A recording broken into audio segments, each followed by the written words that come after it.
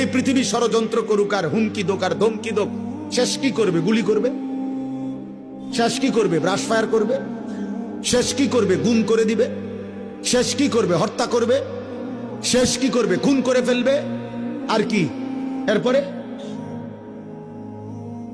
এরপরে কি? ফালাস্তু বালি হিনা উক্তাদু মুসলিমান আলা আইয়ি শিক্কিন কানা লিল্লাহি মাসরাই।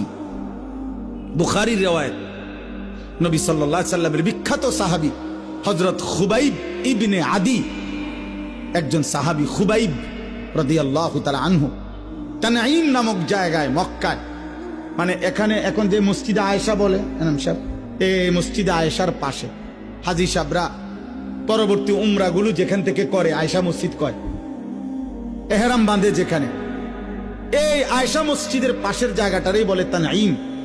এই জায়গায় নবীজির এই সাহাবীকে ফাঁসিতে ঝুলানো হয়েছিল।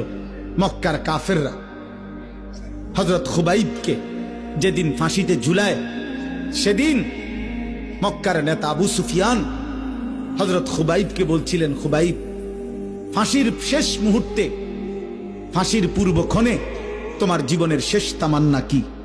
হযরত খুবাইব বলছিলেন, আমি 2 রাকাত নামাজ পড়তে চাই। তো রশি খুলে দিছে, উনি 2 রাকাত নামাজ পড়ছে।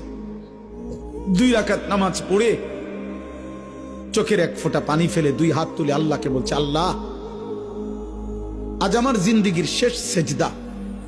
এই দুশ্মনরা ভাববে আমি মৃত্যুর ভয়ে দেরি করতেছি, যদি এটা না ভাবতাম তো আখিরি সেজদা আরো লম্বা করে দিতাম।